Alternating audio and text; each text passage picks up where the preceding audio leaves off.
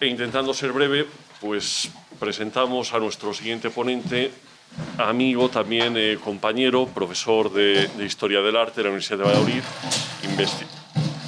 investigador del Instituto de Historias Simancas, Luis Vasallo Toranzo, que es una persona, un compañero que precisa poca presentación. Es uno de los historiadores del arte de referencia en el ámbito de esta edad moderna y también de la época de transición del gótico al renacimiento, no solo en Valladolid, sino también, por supuesto, en sus estudios sobre el foco toresano, en Zamora, en Salamanca, y al cual yo, pues, personalmente, cuando trabajo sobre estos temas, no solo tengo que leer por obligación, sino que de vez en cuando tiene a bien leerme, corregirme, y a mí me gusta aprender de la gente que sabe, como es el caso del profesor Luis Vasallo, y por lo tanto, pues, no solo le agradezco esa tradicional ayuda que siempre me ha dispensado, sino también le agradezco, por supuesto, su presencia y que venga aquí a hablarnos sobre un tema en el que se encuentra trabajando, que es precisamente la figura de Luis de Vega,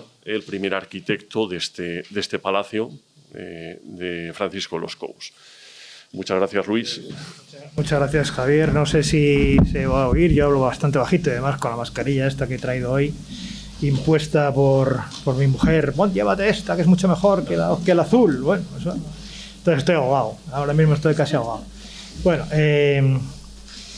muchas gracias en primer lugar a los dos institutos, tanto el de urbanismo como el de historia de la facultad, y por supuesto a Adolfo y a Javier por invitarme a participar en estas jornadas, ¿no? Siendo como soy, pues alguien que no ha trabajado nunca sobre Luis de Vega, y será esta la primera vez que voy a introducirme en el tema. Claro, yo cuando he empezado a estudiar a Luis de Vega, claro, ya no ahora, sino ya hace tiempo, noto que Luis de Vega se nos escapa de los dedos. Es que es una persona de la que sabemos casi nada de sus orígenes. No sabemos nada de sus orígenes familiares, absolutamente nada. Todo lo que hay son conjeturas. Que si es hijo de, que si es padre, que si es hermano de, que es verdad, tiene un sobrino, no sé si lo sabemos que tiene un sobrino, y luego estuvo casado, en fin, tiene unos hijos, pero nada de sus padres, nada de lo que, y absolutamente nada de su formación. ¿Dónde se formó? ¿Qué era este hombre? Lo único que sabemos es que aparece en 1518 trabajando en Alcalá de Henares, trabajando además en una actividad que es propia de carpinteros, de albañiles. Es un hombre que hace casas modestas para la universidad, en la Plaza Mayor de Alcalá de Henares o en la universidad. Y claro, el apellido Vega es muy común entre los trasmeranos, entre los canteros trasmeranos que bajaban a Castilla a trabajar. Por lo tanto, se ha dicho que es posible que sea un trasmerano, pero a mí eso no me cuadra, porque los trasmeranos eran muy celosos de sus orígenes, eran hidalgos, con lo que se suponía de exenciones de impuestos, y siempre decían: yo soy de la Junta de no sé qué, de la Trasmiera, de la montaña de Burgos, y este nunca lo dice. Por lo tanto, yo los orígenes, estos orígenes tan oscuros que parece que el personaje los intenta obviar, y siendo como es un carpintero o un albañil, y estando trabajando como está en Alcalá de Henares y en esa zona donde había tanto moro o tanto morisco o tanto mudéjar luego transformados en moriscos, bueno, lo dejo ahí. No puedo decir más porque es que no sé más, lo dejo ahí. Y otra cuestión que también se nos escapa de las manos. ¿Por qué lo trae Francisco de los Cobos? ¿Qué vio Francisco de los Cobos en este hombre, un modesto constructor de casas, para traerlo aquí a Valladolid para que le haga su casa? Una casa que pretendía que se convirtiese, como de hecho pasó, en Palacio Real. ¿Qué pasa? ¿Aquí en Valladolid eran todos, no sabían hacer casas? No, al contrario, sabían hacer casas buenísimas. El Palacio de los Condes de Rivadavia se estaba haciendo en ese momento, se acababa de hacer en ese momento. El Palacio de los Condes de Rivadavia, que ahora veremos, se había renovado también en ese momento. Es decir, carpinteros en Valladolid había, en fin, para dar y tomar. Muchos moros, otros no moros, pero había para dar y tomar. Moriscos ya, para dar y tomar.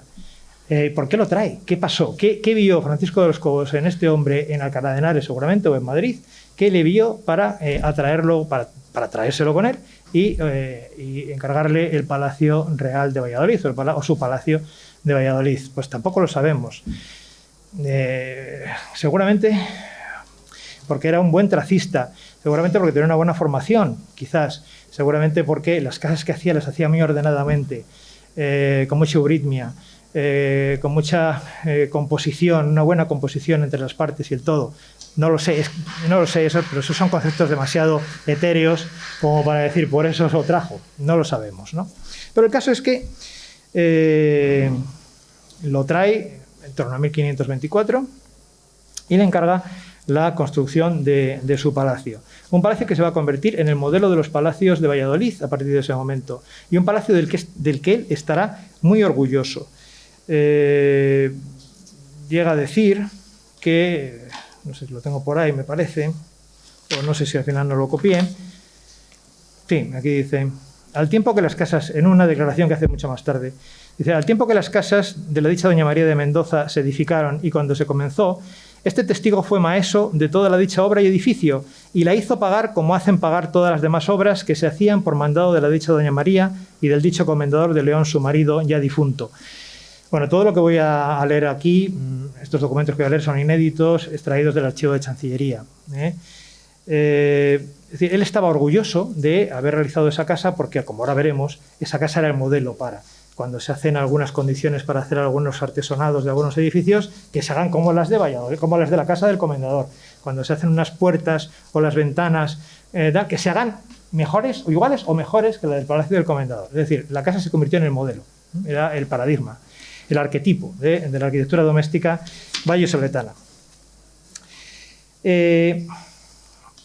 Todos los estudios del Palacio Real, de este palacio, de esta casa, siempre comienzan por lo mismo, con qué edificios habían sido los utilizados por la monarquía cuando llegaba a Valladolid en torno a 1500, 1400 y pico, 1500, hasta 1520, ¿no? Y entonces, bueno, pues ahí hay que aclarar algunas cuestiones. Algunos errores cuyo culpable es claramente Fray Prudencio de Sandoval. Fray Prudencio de Sandoval es un señor que nace en 1550 y que no conoció a nadie de estos. Y entonces Fray Prudencio de Sandoval va y dice que las casas de los condes de Rivadavia eran propiedad de Bernardino Pimentel. Por Dios, no. O sea, ¿cómo va a ser propiedad de Bernardino Pimentel las casas de los condes de Rivadavia?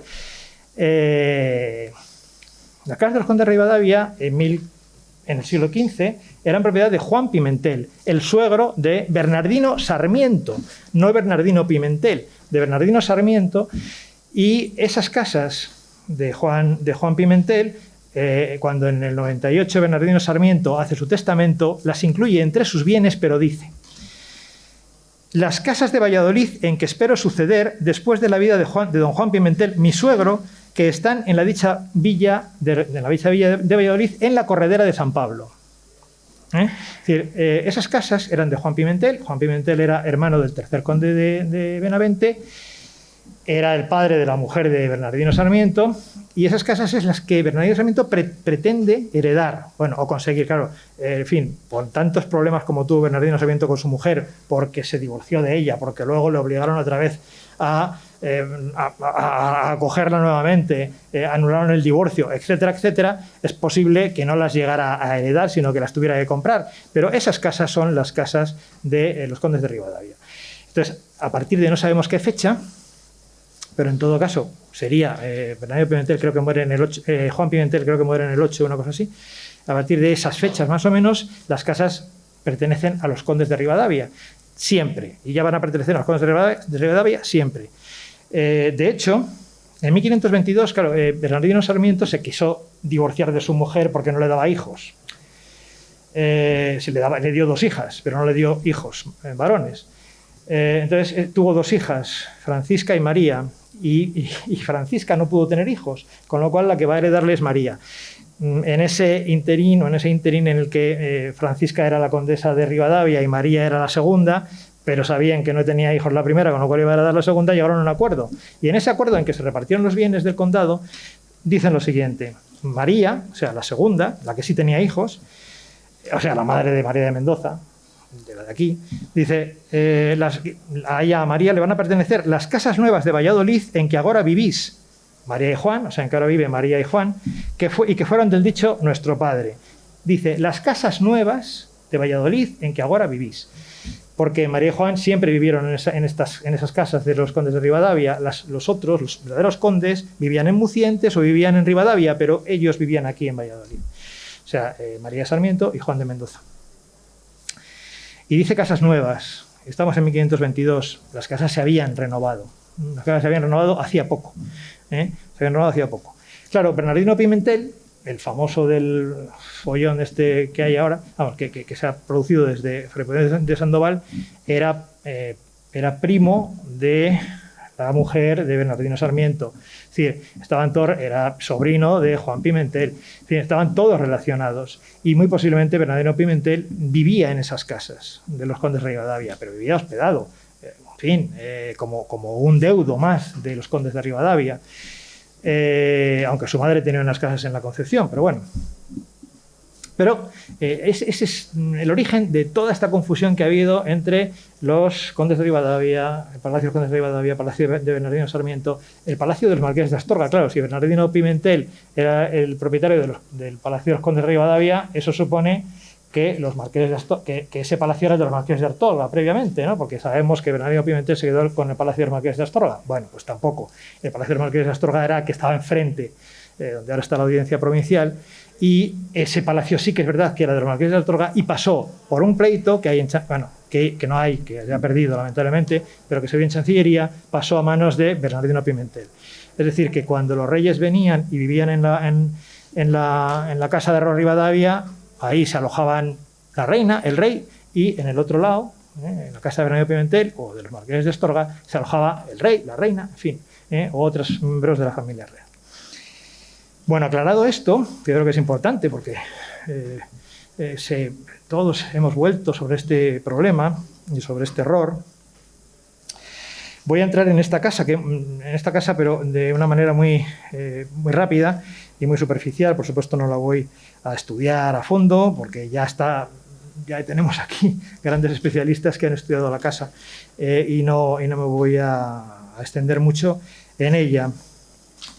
Lo que sí quería también zanjar un problema que se suscitó hace tiempo respecto de la Galería de Saboya y de las compras que se producen en 1534 y de la obra que se hace a partir de ese momento. Vamos a ver. Bueno, no he pasado diapositivas. Aquí tenemos la imagen de la jornada que está muy bien escogida porque tenemos el Palacio Real con la Galería Saboya y el núcleo del palacio y luego tenemos San Pablo, claro, y este es el Palacio de los Rivadavia y aquí enfrente, donde ahora está la Audiencia Provincial, estaba el Palacio de los Marqueses de Astorga y después de Bernardino Pimentel. Bueno, el Palacio de los Rivadavia. Claro, esto es un palacio del siglo XV, lo que pasa es que después, en los años 20 y tantos, es cuando se coloca la ventana de Diego de Siloé, bueno, a la manera de Diego de Siloé, etcétera. Y este es el Palacio de los Marqueses de Astorga, luego de Bernardino Pimentel, o de los Marqueses de Tábara, que estaba al otro lado. Vale. Me voy a referir a la obra que se hace aquí, en esta galería, y fundamentalmente en este lado. En 1534, como digo, esto lo publicó Urrea ya en su momento, se compran 3 casas. Se compran 2 casas principales de una persona que es doña Inés, se me ha ido el apellido, doña Inés de los Ríos, que era viuda del licenciado Esteban Daza. Tenía 2 casas principales. La casa principal era una casa grande. Había casas principales y casas accesorias. Esta tenía 2 casas principales en esa zona. Y se compra otra casa más, que es la casa de Francisco de Ávila, de la que no sabemos su extensión. Lo que sí sabemos es la extensión de lo que le toman a Isabel del Río, a Inés del Río. Esas 2 casas principales estaban situadas aquí. Era esto, más o menos. Estaban situadas en esta parte. Y la otra casa no sabemos dónde estaba. La casa de Francisco de Ávila no sabemos dónde estaba. A esta mujer le toman las traseras de sus casas, incluidos los jardines, y parte de un cuarto posterior que tenía, una cocina, no sé qué, que tenía en la parte posterior de la casa. En total le expropiaron 25 metros de largo por 13 metros de ancho de sus casas, más después las casas de Francisco de Ávila. Y esto dicen los documentos. Hubo pleito, por supuesto, porque esta no se quiso, quería cobrar muchísimo, quería cobrar 5.000 ducados por todo eso, al final cobró 1.000 y pico. dice que estas casas lindaban con el huerto y jardín del palacio. Huerto y jardín del palacio, que es este, por supuesto, ¿no? Que es la Galería de Saboya. Entonces, lo que se hace es expropiarle, retranquear sus casas hacia atrás, vamos, todos esos terrenos, y construir este enorme muro, que es un muro pantalla, un muro, porque hay que tener en cuenta que hay un desnivel en esta zona. Si tú subes desde la plaza de San Pablo a la plaza de las Brígidas, hay un desnivel, por lo tanto, estas casas están a un nivel más elevado que estas otras, de tal forma que aquí se crea un gran muro para sostener el terreno y se crea esta crujía que tiene dos alturas, dos galerías, dos corredores al interior, pero uno solo al exterior, porque aquí está elevado el terreno, lógicamente. Y lo dice uno de los carpinteros. Conocemos quiénes son los carpinteros. Bueno, por supuesto, Luis de Vega está tomando las medidas para hacer la expropiación, etcétera. Es el que hace la traza, por supuesto. Y conocemos los carpinteros que se encargan de hacer esta obra, ¿no? Y uno de ellos dice lo siguiente. Sobre la dicha pared, es esa pared, está cargado el edificio de la armería de su majestad y corredores altos del cuarto que cae a la dicha pared. Claro, en esta pared cargan los corredores altos de aquí, porque de aquí no hay corredores altos. Solamente tenía una altura en esta zona, hacia atrás, quiero decir, no hacia adelante. O sea, hacia aquí tiene dos alturas, dos corredores, 1 y 2. Estos dos corredores se ven también aquí. Pero hacia aquí solamente tiene una altura estas ventanas, que lógicamente no habría ventanas, porque esa era la zona privada de esta señora, con lo cual estaría cerrado. Y todo esto sería un muro cerrado. Y aquí tenía dos alturas, una galería de dos alturas, ¿de acuerdo? Y aquí es donde se coloca la armería de su majestad, donde se colocan todas las armas del rey. Bueno, no todas, porque sabemos que había parte en Simancas y en otros sitios, pero se colocan ahí.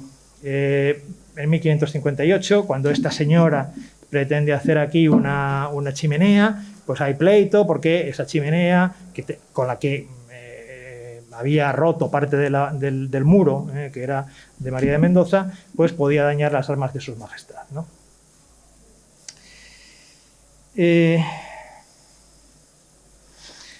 Bueno, esto es lo único que yo puedo contar de novedad sobre el edificio de Francisco de los Cobos o del Palacio Real. Bueno, esta es la Galería de Saboya con las dos alturas que conocemos bien.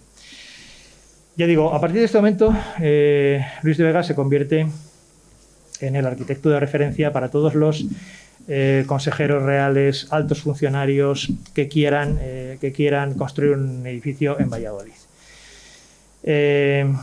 Hasta el momento se han propuesto dos, que serían que ahora veremos, y el del capitán Andrés Herrera, que es un edificio modesto, que es verdad que tiene algunas particularidades propias de la arquitectura de Luis de Vega en el interior, pero no tanto en el exterior.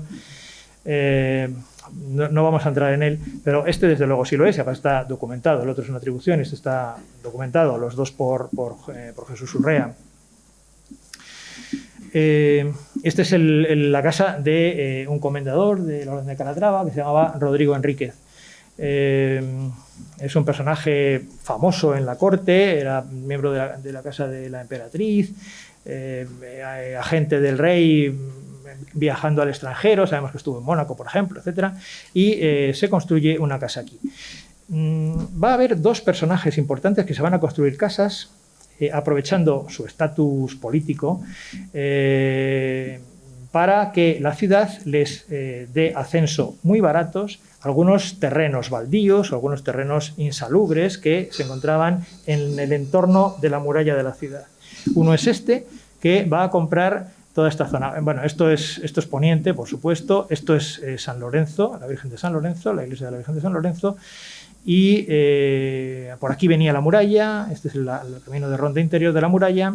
La muralla llegaba hasta la Puerta de los Aguadores o la Puerta de San Lorenzo, que estaba situada más o menos aquí, hacia la mitad de la casa, más o menos aquí, y ahí es donde estaba la famosa Virgen Milagrosa, colocada en lo alto de la muralla, virgen que se había sacado, según dicen los testigos de este pleito, tal, se había sacado a la iglesia en torno al año 25, no, un poco antes, sí, en torno al año 25, y esto es lo que va a censuar este personaje para construir su casa. Él compra estas huertas de aquí, las compra el convento de la Trinidad, porque todas estas huertas, el convento de la Trinidad estaba bastante más acá, en María de Molina, pero todas estas huertas eran del convento de la Trinidad. Él compra parte a un particular y parte al convento de la Trinidad y censúa la muralla y la ronda al ayuntamiento por 1000 maravedís anuales, que era una miseria, era poquísimo, en fin, el favor es evidente, ¿no?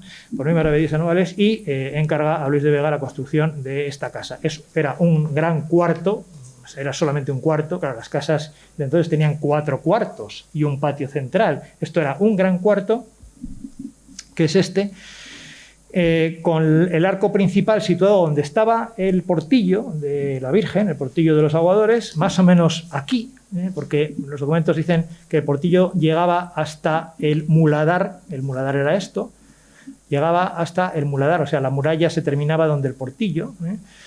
Entonces, aquí estaba el arco principal, se supone, o sea, la portada principal de la casa, y después se habla de múltiples ventanas que se habían abierto en la casa.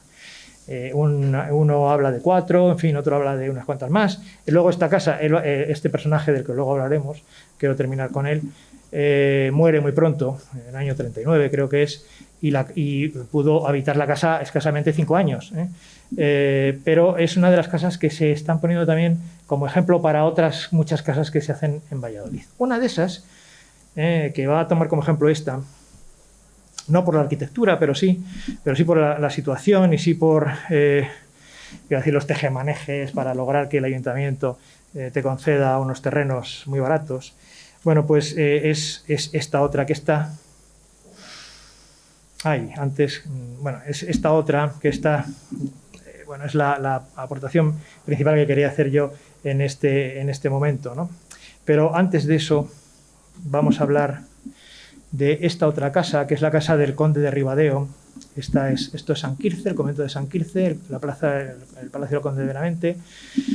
Esta es la Brígidas, pues la casa del conde de Ribadeo estaba colocada aquí, era este enorme solar, esta era la casa, con este enorme solar, este es Fabionelli, ¿de acuerdo? Y en 1537, el mayordomo del arzobispo de Santiago, uno de los hijos de los condes de Ribadeo, llamado Pedro Gómez Sarmiento, contrataba con 2 carpinteros, Juan de la Calzada y Fernando de Zorlado, los forjados, cubiertas, armaduras, puertas y ventanas de madera de un cuarto nuevo que quería hacer en la casa. Claro, lamentablemente todo esto ha desaparecido, claro está, pero las condiciones de esas carpinterías nuevas las da Luis de Vega, constantemente se está citando a Luis de Vega, etc. Lo más interesante de las condiciones es que claramente son condiciones hechas por un carpintero. Se está hablando de terminología de carpintería. Otra cuestión importante que tenemos que remarcar de estas condiciones es que se hacen molduras a la romana. Bueno, esto ya estamos en el 30 y tantos, no es de ninguna novedad, pero sí que se dice que tienen que ser molduras romanas, o sea, molduras renacentistas, distintas en cada pieza. Tiene que haber variación en las molduras. Una moldura aquí, otra moldura distinta en la otra pieza, en la otra cámara, en la otra sala, ¿no?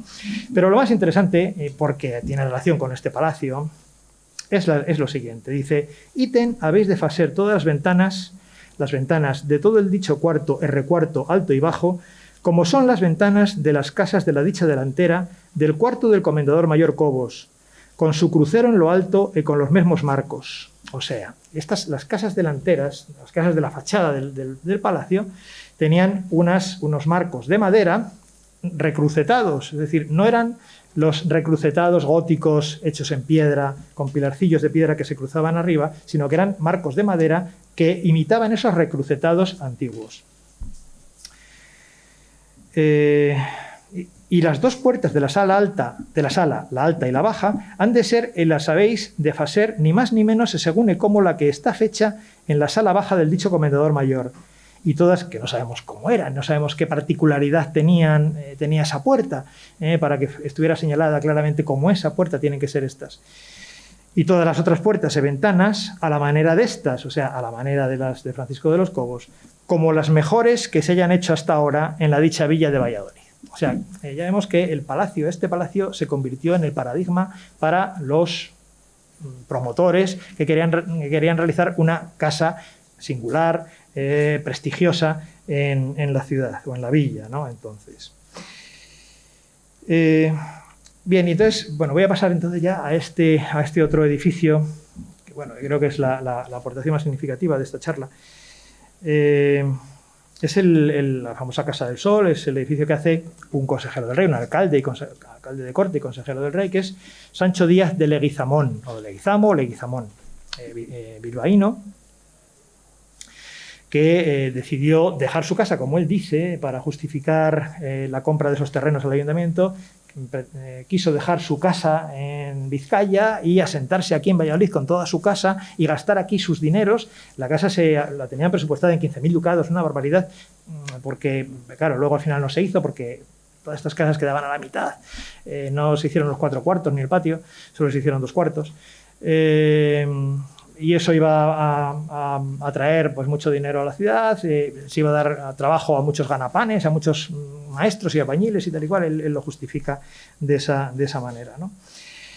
Y de repente, cuando están en estas negociaciones, él no estaba en Valladolid porque estaba fuera con el emperador, y cuando están en estas negociaciones ante el ayuntamiento, porque quiera señalar el suelo que se iba a coger de la ciudad, cuando están en estas negociaciones aparece Luis de Vega negociando con el ayuntamiento. Luis de Vega viene con los regidores a tomar las medidas, a echar los cordeles para tomar las medidas del palacio. Hay un problema, pone Luis de Vega vecino de Valladolid. Claro, esto, yo según leí Luis de Vega vecino de Valladolid, no dije no es, pero luego he dicho sí es, tiene que ser. A ver, no había al menos un Luis de Vega más en Valladolid, que era vecino de Valladolid y que no era nuestro arquitecto. Pero claro, todos sabemos que un escribano no era demasiado escrupuloso con las vecindades. Es decir, a uno le pueden poner vecino de tal sitio y al día siguiente o al año siguiente o al tal, le ponen vecino de otro sitio. No había un certificado de vecindad que tú pudieras presentar y que te lo exigía. No te exigían la fotocopia del certificado de vecindad.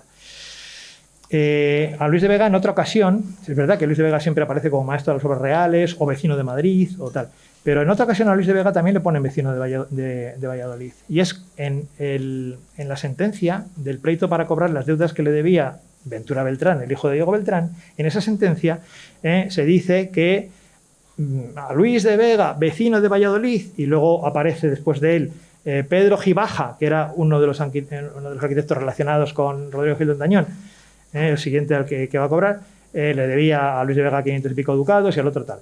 O sea, que a veces los escribanos a este Luis de Vega, porque no lo conocían, porque a nosotros nos puede parecer que a Luis de Vega lo conocía todo el mundo, no lo conocían. El escribano no lo conocía, entonces le ponían vecino de Valladolid. No deberían haberlo puesto, pero puede pasar, ¿no? Bueno, pues Luis de Vega va con los regidores a tomar las medidas, a saber dónde colocar el palacio, con todos los problemas inherentes de este palacio, en cuanto a la posición de este palacio, porque aquí está la iglesia de San Benito, aquí está el cementerio de la iglesia de San Benito y aquí está el colegio de San Gregorio. Y este palacio iba a tener mucha altura, con las 2 torres miradores, sobre todo esta, que era la que miraba hacia el huerto de San Gregorio, y los pleitos, pues, bueno, fueron continuos. Hubo 2 grandes pleitos, uno contra la parroquia y otro contra el colegio, que le obligaron al licenciado a modificar la posición de la casa. Él llegará a decir que tuvo que retraer la casa 60 pies. 60 pies son muchos, son 15 metros. Y yo, viendo esto, este es un plano que publicó María José Redondo hace mucho, es un plano de principios de finales del 16, de Diego de Praves. Viendo esto, ¿qué significa retraer la casa? Él como Luis de Vega, ¿cómo habría proyectado la casa? La habría, quizás adelantando esto hacia acá, para que la casa quedase aquí, con lo cual la iglesia va a quedar mucho más metida detrás. No sé, pero claro, esto... Y para evitar además esto, el problema que tiene esta fachada es que de repente tiene un ángulo aquí, absolutamente feísimo, no tiene ningún sentido, eso Luis de Vega no lo hace. Este quiebro que hace aquí la fachada no tiene ningún sentido estético. Entonces, es posible que la casa estuviera planificada para quedar más o menos así, no lo sé, y quedarse enfrente de la calle, no como ahora, y queda como un poco apartada de la calle, ¿no? Bien, sea como fuera, el caso es que Luis de Vega plantea una cosa similar a lo de esta casa, es decir, una enorme, desarrolladísima fachada longitudinal, apaisada, abierta con múltiples ventanas, muy abierta, múltiples ventanas muy grandes, por lo tanto muy luminosa, muy ventilada, tal y como María José Redondo ha explicado o ha hecho notar en el caso de este edificio. Con los miradores característicos, que por supuesto es una tradición medieval, pero se sigue manteniendo en este momento y que tantos problemas le dará porque los dominicos le hicieron cerrar los miradores que daban a su huerto, etc. Y además le hicieron pagar parte de la tapia, lo mismo que había pasado con el conde de Benavente, parte de la tapia de los dominicos para subirla, para alzarla y que no les vieran desde allí. Bueno.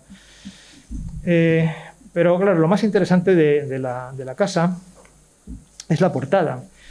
Esta portada, no sé si tengo aquí, bueno, no se ve nada bien, pero en fin, aquí pone 1539 y al otro lado en esa cartela pone 1540. Es decir, que esta portada se hace entre 1539 y 1540, la casa se empieza en el 37. No hay absolutamente ninguna portada en Valladolid ni en Castilla. Bueno, hay una, en Castilla hay una, en Castilla al norte del sistema central. Así en este momento. Por supuesto en Valladolid, vamos, nada.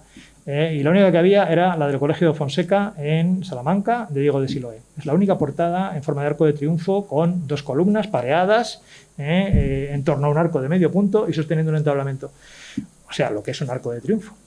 Eso, ya digo, solo existía esta puerta en Colegio de Fonseca, de Diego de Siloé, en el Palacio Episcopal de Toledo, de Covarrubias, y aquí, que Luis de Vega había proyectado también en el 37. Y en el Alcázar Real de Madrid también, por supuesto. Bueno, la fachada de la Universidad de Alcalá de Henares es uno de esos edificios que ha sido motivo de una enorme polémica desde hace muchos años. La polémica es bien sencilla. Según Fernando de Marías, esta fachada la proyecta Luis de Vega, que era el maestro mayor de la universidad. Según el resto, prácticamente, la fachada la hace Rodrigo Gil de Entañón. Bueno, Marías dice que la fachada la proyecta Luis de Vega y la hace Rodrigo Gil de Entañón.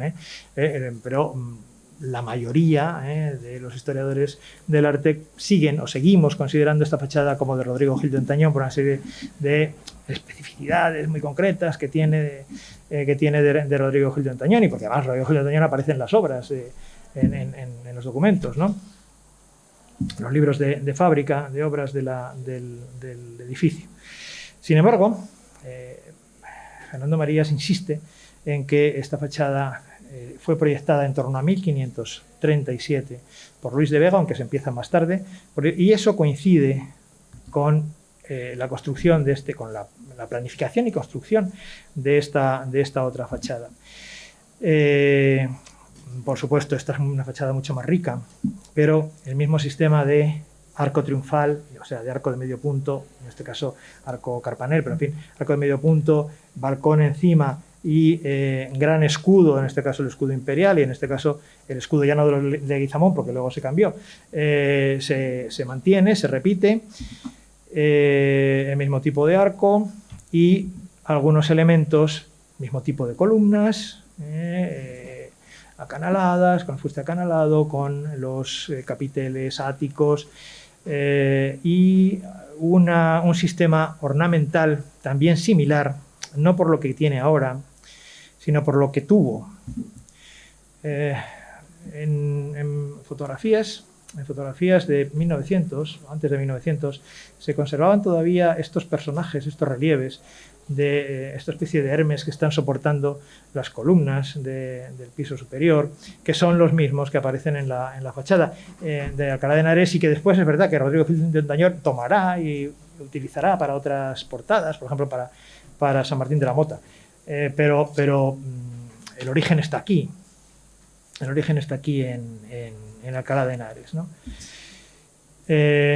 Claro, decía yo, en Valladolid no había nada de esto, pero es que prácticamente en Valladolid no hubo nada de esto. Claro, se han perdido muchos edificios, es verdad, ¿no?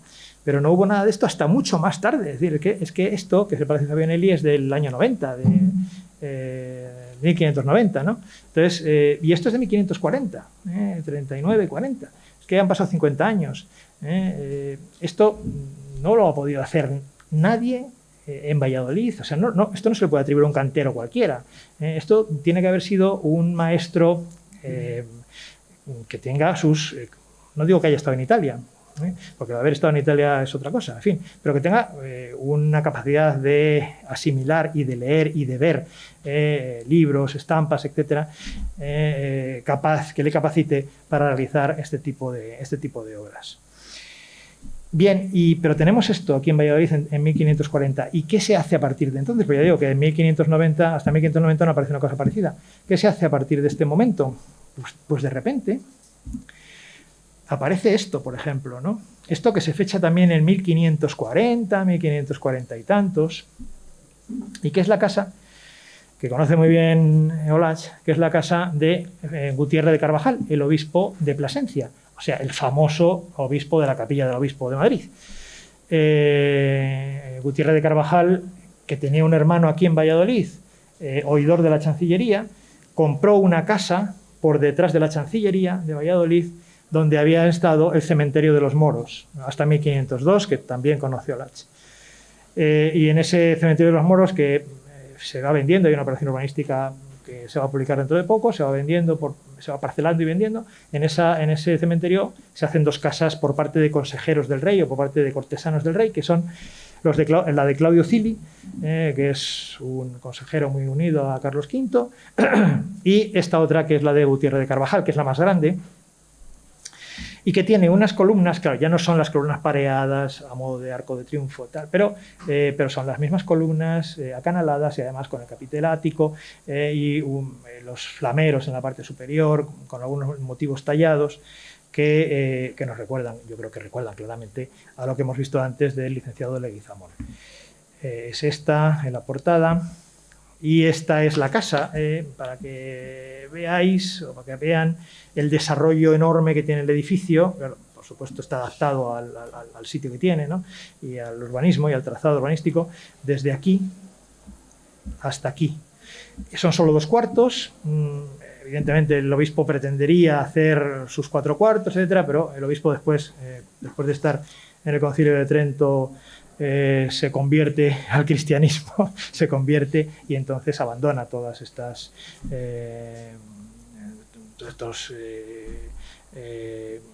interés por la vida licenciosa, etcétera, y las riquezas, y donará todos sus bienes a su hijo y abandonará el palacio de Valladolid, ¿no? Abandonará el palacio de Valladolid, pero seguirá construyendo su palacio de Madrid, junto o enfrente de la capilla. Por supuesto, el edificio ha sido modificado muchísimas veces, pero esta disposición ordenada de las ventanas, este desarrollo horizontal del edificio, esta magnitud del edificio nos recuerda las cosas de Luis de Vega. No digo que esto lo haya hecho Luis de Vega, por supuesto, pero nos recuerda ese espíritu de arquitectura civil, de arquitectura doméstica, que Luis de Vega había implantado en Valladolid desde el año 24. Y no quiero terminar esta charla, creo que he ido bien de tiempo, no quiero terminar esta charla sin referirme a una carta que el obispo Antonio de Vara, famoso escritor de las epístolas familiares, le escribió a uno de los personajes de los que hemos tratado, que es Rodrigo Enríquez, el comendador que hizo la casa junto a San Lorenzo. Y esa carta empieza así. Dice: 15 días antes que prediqué a César en palacio, no sabemos si sería aquí, en fin, Traigo los ojos desvelados, la memoria ocupada, el juicio fatigado y a mí de mí mismo enajenado. Y después de todo esto, el tiempo que comienzo a predicar, echáisos vos, Señor, a dormir. Y lo que es mejor de todo, que como jugáis de cabeza con el sueño, pienso que aprobáis todo lo que digo, y no es sino que, Señor, estáis cabeceando. Si os dejásedes de acostar a las 2 de la noche y quisiésedes olvidar de levantaros a las 11 del día y de no dar tantas vueltas por la calle empedrada, no andaríades tan acosado, ni estaríades tan desvelado. Mas hay dolor, que vos y todos los otros como vos guardáis el parlar para la iglesia y el dormir para el sermón. Muchas gracias por su atención y por no haber cabeceado.